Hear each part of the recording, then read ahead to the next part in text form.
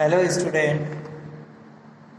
आज हम वीडियो के इस भाग में जो है कक्षा 6 की हिंदी फर्स्ट में चैप्टर नंबर 6 रिया की डायरी का अध्ययन करेंगे।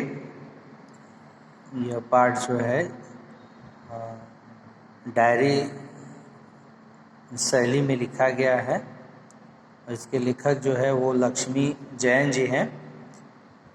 देखिए, इसमें वो लिखते हैं कि व्यक्ति के अंदर अगर साहस हो तो वह परिस्थितियां कैसी भी हों, और परिस्थितियां मायने नहीं रखती, और वह व्यक्ति जो काम करना चाहता है वो कर सकता है, लेकिन उसके अंदर साहस हो। परिस्थितियां उसका दास स्वयं बन जाती हैं और रास्ते खुद बना लेता है साहसी व्यक्ति जो है। तो इसमें एक ऐसी बच्ची की कहानी है जो पोलियोग्रस्त है, लेकिन उसकी इच्छाएं जो है तीव्र हैं, अदम्य है। उसका साहस जो है, साहसी बच्ची है जो पढ़ने को आतुर रहती है, लेकिन उसके पास जो है साधन नहीं है। उसके पेरेंट्स जो है, माता पिता, उसकी माँ जो है वो शिक्षा दीक्षा की उनकी व्यवस्था नहीं कर पाती। वो गरीब परिवार से है और जिसकी वजह से वह हरदम लालायित रहती है पढ़ने के लिए, और सोच उसकी सकारात्मक रहती है, और वह पोलियो से ग्रसित होते हुए भी बहादुर बच्ची रहती है। उसी की ये कहानी है।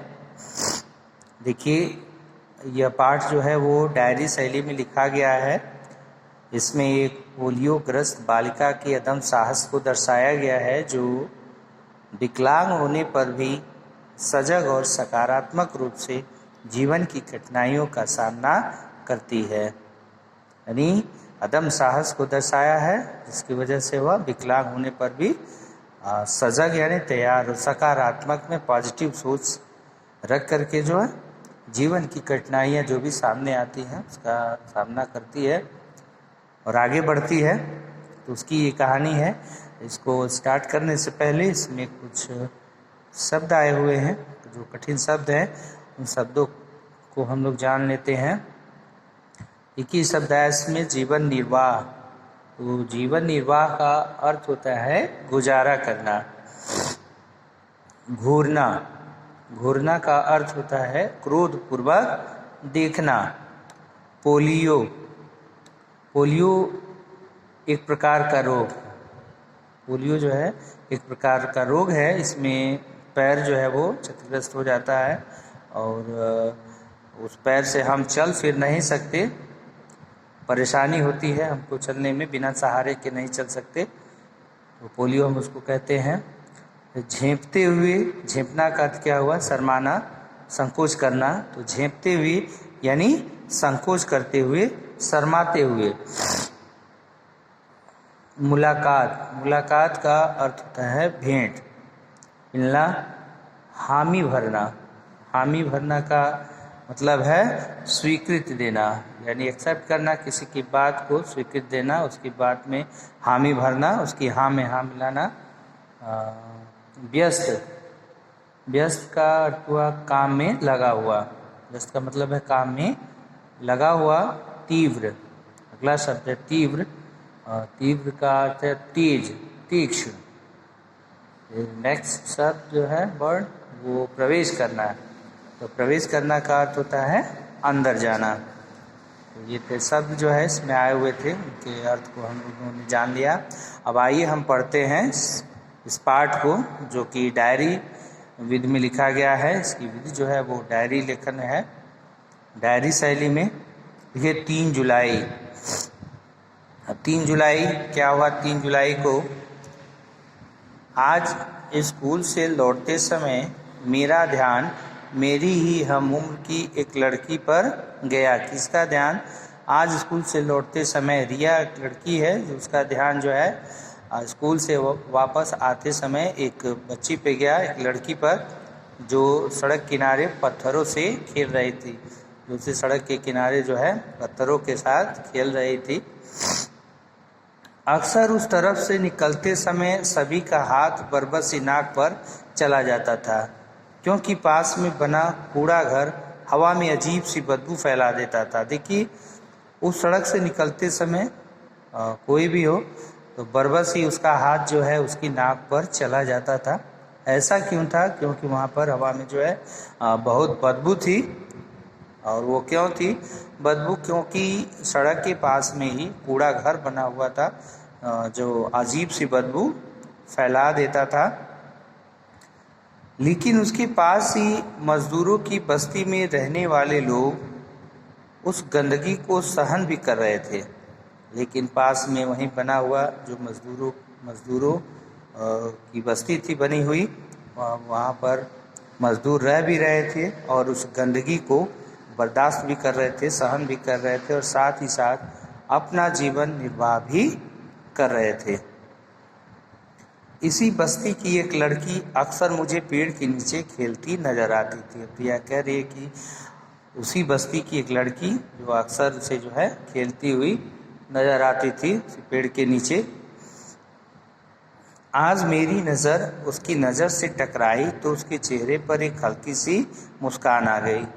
आज मेरी नज़र, किसकी नज़र? रिया की नज़र उस लड़की से टकराई तो उस लड़की के चेहरे पर, कौन सी? जो पुत्रों के साथ खेलती थी पेड़ के पास, जो पोलियोग्रस्त बच्ची थी, उसके चेहरे पर एक हल्की सी मुस्कान आ गई। मैंने झेपते हुए अपनी नज़रें घुमा ली, लेकिन मैंने अपनी नज़रें झेपते हुए यानी शर्माते हुए, संकोच से अपनी नज़रें जो है वो घुमा ली और कंधे पर बैग का बोझ उठाए घर की तरफ कदम बढ़ाने लगी। और कंधे पे जो है बैग का बोझ यानी बैग जो है वो स्कूल से लौट रही थी, उसमें किताबें कापियाँ भरी हुई थी, तो उसकी वजह से बैग जो है भारी था। उस बोझ को उठाए वह घर की तरफ कदम बढ़ाने लगी। उसने पीछे से मुझे आवाज़ लगाई। किसने आवाज़ लगाई? उस बच्ची ने, जो पेड़ के नीचे खेल रही थी। तो आवाज़ लगाई उसने, दीदी। मैंने पलटकर हैरानी से देखा। पहचाना? मैं कमला की बेटी नीलू हूँ। यानी उस बच्ची ने आवाज़ लगाई पीछे से, दीदी। तो उसने पलट करके देखा तो उसने कहा, पहचाना? मैं कमला की बेटी नीलू हूँ। यानी उसने अपना नाम जो है वो नीलू बताया और अपनी माँ का नाम जो है वो कमला। वो कह रही कि मैं कमला की बेटी नीलू हूँ। मैं हैरानी से उसे घूरने लगी, यानी मैं हैरानी से, यानी वो आश्चर्य में पड़ करके उसे जो है घूरने लगी, यानी क्रोधपूर्वक आंखों से उसको देखने लगी, गुस्से में देखने लगी। हाँ, ये लग रही है, ये तो कमला जैसी ही लग रही है। मैं मन ही मन सोचने लगी, लेकिन इसने मुझे पहचाना कैसे? मैंने पूछा, पर तुमने मुझे कब देखा? मैं तो तुम्हें नहीं पहचानी। देखिए वहाँ पर जो है रिया हैरानी से देखती है उसकी तरफ कि आखिर ये मुझे पहचानती कैसे है। और रिया शक्ल तो इसकी सही लग रही है, कमला की तरह ही। और वो मन ही मन सोचने लगी और उससे पूछे भी कि आखिर तुमने मुझे पहचाना कैसे? हाँ, जानती हूँ। आप मुझे नहीं पहचानी। मैं अक्सर माँ के साथ आती थी। मेरे एक पैर में पोलियो हो गया है ना। देखिए अब क्या कह रही है वो कि हाँ जानती हूँ आप मुझे नहीं पहचानी, लेकिन मैं माँ के साथ अक्सर आपके घर आती हूँ। मेरे एक पैर में जो है वो पोलियो हो गया है। पोलियो एक प्रकार की बीमारी है, पैर से ठीक से चल नहीं सकते, बैसाखियों का सहारा लेकर के चलना पड़ता है, इसलिए मैं बैसाखियों के सहारे चलती हूँ। कभी कभी मैं भी माँ के साथ आपके घर जाती हूँ। मैंने आपको देखा भी था। और वो कहती है कि मैं कभी कभी माँ के साथ आपके घर जाती हूँ और मैंने आपको देखा भी था। मैंने उसकी तरफ देखा तो वह मैले कुचैले कपड़े पहनी हुई थी। यानी रिया ने जब उसकी तरफ देखा तो वह मैले कुचैले यानी गंदे कपड़े जो है, पुराने कपड़े पहने हुई थी। मैंने उससे कन्नी काटने की कोशिश की, क्योंकि मैं नहीं चाहती थी कि स्कूल के बच्चे मुझे एक मैले कुचैले कपड़े पहने लड़की से बातें करते हुए देखें। अब देखिए, वह मैले कुचैले कपड़े पहनी हुई थी वह लड़की, इसलिए रिया ने क्या सोचा, उससे कन्नी काटने की यानी उससे किनारा कस लेने की, उससे दूर जाने की कोशिश की, क्योंकि मैं नहीं चाहती थी, रिया नहीं चाहती थी कि स्कूल के बच्चे उसे एक मैले कुचैले कपड़े पहने लड़की से बातें करते हुए देखें। इसमें उसको यानी शर्म महसूस हो रही थी, संकोच लग रहा था कि मेरी सहेली जो है किस तरीके से हो, गरीब हो, कपड़ा गंदा हो, हाँ, और स्वच्छ न हो, तो उसकी वजह से उसको शर्म आ रही थी। मैं चलती हूँ, ज़रा जल्दी है। क्या कहती है? मैं चलती हूँ, ज़रा जल्दी है, मैंने झेपते हुए कहा और मैं घर की ओर चल दिया। रिया ने शर्माते हुए उससे ये बातें कही कि मैं चलती हूँ, मुझे ज़रा जल्दी है, और कह करके घर की तरफ चल दी। घर आकर मुझे बार बार नीलू का चेहरा याद आता रहा। अब घर जब वह पहुंची तो नीलू का चेहरा बार बार जो है उसके चेहरे के सामने घूम रहा था, उसका चेहरा उसे याद आ रहा था। 7 जुलाई, 7 जुलाई देखिए, 7 जुलाई के बाद 3 जुलाई, उसके बाद 7 जुलाई, 4 दिन की बात की है, ये लिखा हुआ है ये डायरी में।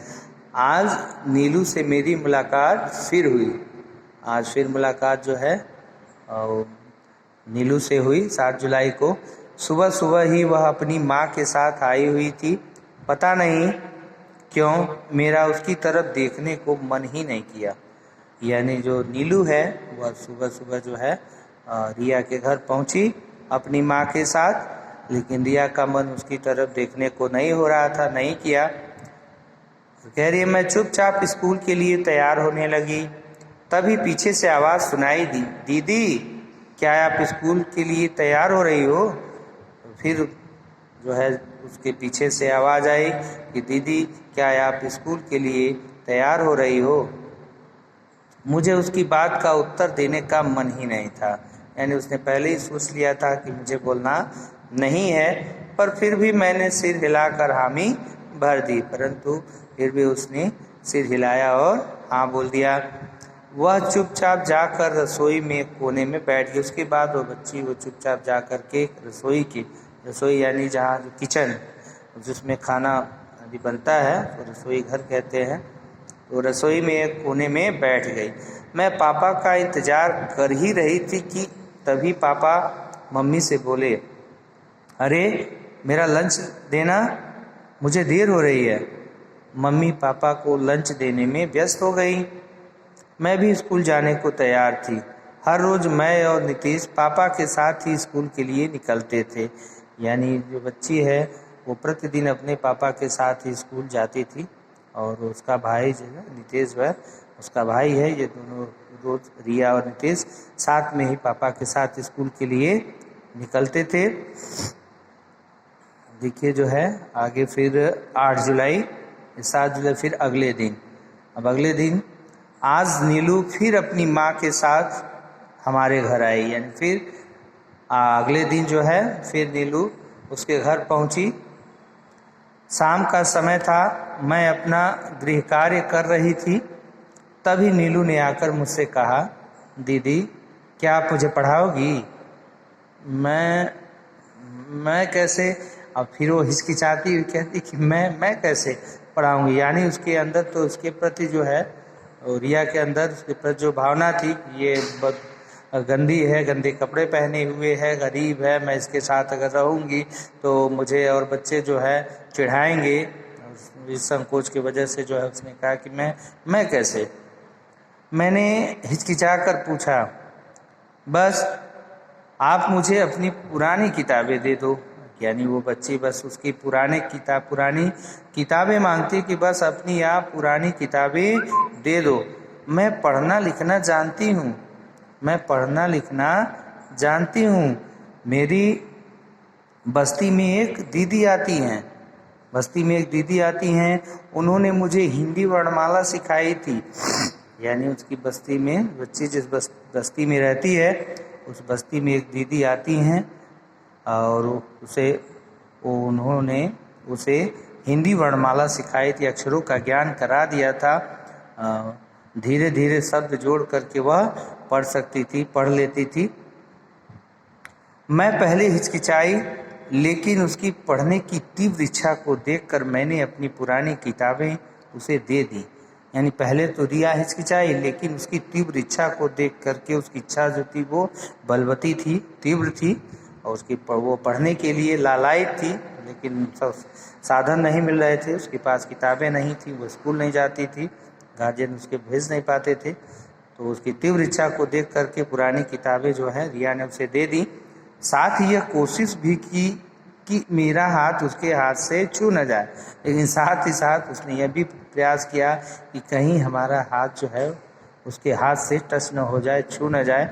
उन किताबों को पाकर नीलू की खुशी का ठिकाना नहीं रहा, और उन किताबों को पा करके नीलू के खुशी का ठिकाना नहीं रहा। वो किताब पाते ही बहुत प्रसन्न हुई। सो आज के वीडियो में बस इतना ही। नेक्स्ट वीडियो में फिर हम पढ़ेंगे। So student take care, bye bye.